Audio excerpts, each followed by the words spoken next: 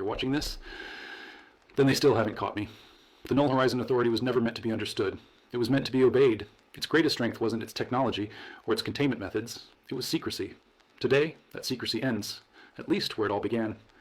This is X1, the first anomaly, the reason the NHA exists at all, and the reason they never wanted you to know the truth.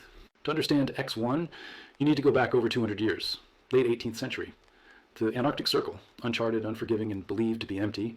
That's where a British naval explorer named Maxwell Null led an expedition that was supposed to chart ice drift patterns and trade routes. What he found instead changed the course of human history. Beneath the ice, not buried but preserved, was a city. Let that sit. Not ruins, not scattered remains. A city, streets, towers, plazas, an architecture that made no sense for its time. Maxwell documented it privately. He knew immediately that if this discovery became public, it would shatter everything science believed about history, civilization, and reality itself. Recovered document number 1 is a note believed to be written by a crewmate of Maxwell Null after first discovering X1. Let's read. Excavation beneath Arctic ice has confirmed the presence of a complete subterranean urban structure. Streets, buildings, and internal chambers remain structurally intact. No evidence of collapse or natural degradation has been observed. The site does not meet criteria for standard archaeological classification. Recommendation: continued excavation under restricted oversight. This is not a relic of the past. This is something displaced, something out of time. So he did something that would define the NHA's future. He didn't report it. He pitched camp. What began as a temporary encampment became Camp Null, a covert excavation site hidden from every known authority. Over decades, Camp Null evolved. More researchers, more funding, quietly rerouted. Eventually, it became the first permanent NHA facility. Today, you know it as Tundra Station, the largest, the oldest, and the most heavily buried site in NHA history. Everything the NHA is today, every classification, every clearance level, every lie, can be traced back to what they found beneath that ice. Let's talk about the city itself. Researchers determined something impossible. The city was older than recorded history, but more advanced than anything humanity had built at the time of its discovery. Its architecture resembled Renaissance design. Symmetry, arches, proportion, except it predated the Renaissance by centuries. That raised a terrifying question. Did this city inspire the Renaissance?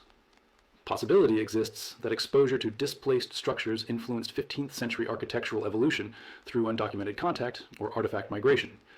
In other words, someone may have known about this place long before Maxwell Null. And if that's true, then history didn't just repeat itself, it was guided. Document 2 states, structural analysis indicates design principles consistent with Renaissance-era symmetry and proportion. Dating estimates place construction well outside known historical timelines. No conventional explanation exists for stylistic overlap. The possibility that exposure to anomalous structures influenced later human architectural development cannot be excluded. Direct causation cannot be proven, but correlation is significant. The deeper researchers went, the worse it got. Carbon dating failed. Material analysis contradicted itself. Temporal readings didn't align with baseline physics. Eventually, the NHA reached a conclusion they would never publish. The city did not originate in our universe. It came from a parallel reality, one that was ahead of ours. At some point, the two universes merged. Not glided, not destroyed. Merged. X1 represents a remnant of a future parallel civilization displaced into baseline reality during a convergence event of unknown origin. That city wasn't ancient. It was lost. At the heart of the city stood a chamber, not a throne room, not a temple, a burial site. Researchers believe it belonged to a high prince, though that title is still debated. What matters is what was carved into the pillar beside the tomb. A prophecy, the bridge prophecy. It spoke of worlds converging, of veils between realities thinning, of an authority formed to contain truth rather than protect humanity, and it spoke of the bridge. The most disturbing part? The prophecy wasn't vague. It didn't speak in metaphors alone. It mentioned a man wearing a crown, which I'm assuming is referring to my veil, written centuries before my birth, long before the NHA existed, long before I ever touched the veil. Designation crown appears consistently across all translations. No equivalent linguistic substitution detected.